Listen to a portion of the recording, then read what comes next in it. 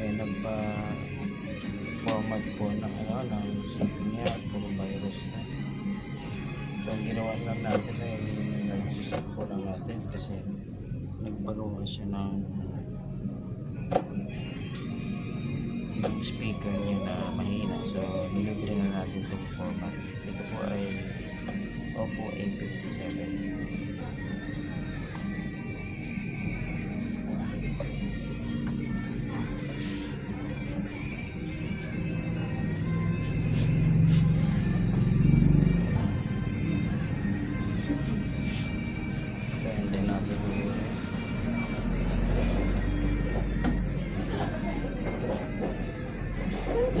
Huwag kayong upuan doon na doon. Ayan.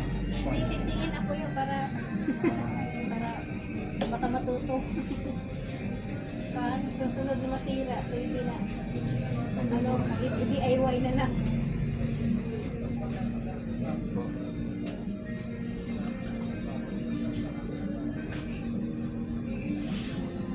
So ito po ay Oppo A57. Okay na po siya mga suki. So dire-diretso na yung nasa. Para hindi ka pinato. Hindi mo alam yung password nito? 49.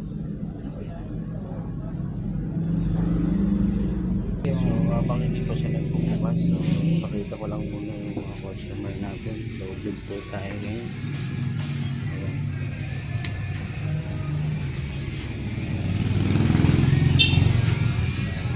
Simula rito is loaded. Ayan po. Nakapila po yung mga customer natin. So meron tayong 5 customer. Hindi na mawala oh.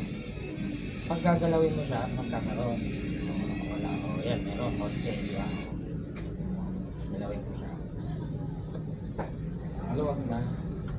Palitan na talaga. Yan nga, yung sira. Palitan na natin.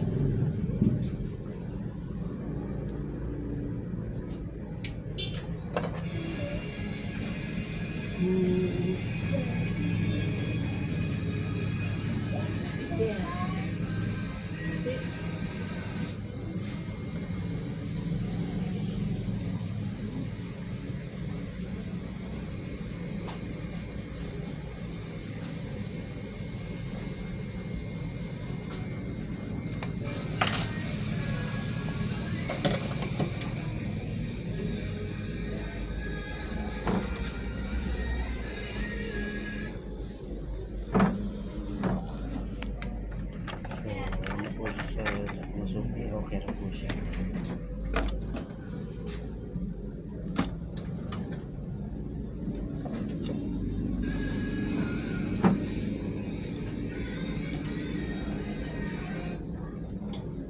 Ayan, na-reset na po siya mga suki. So kailangan na lang natin i-recover ang kanyang Facebook.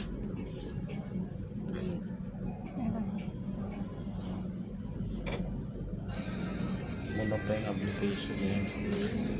Yung kanina ang daming pumapasok ng mga virus.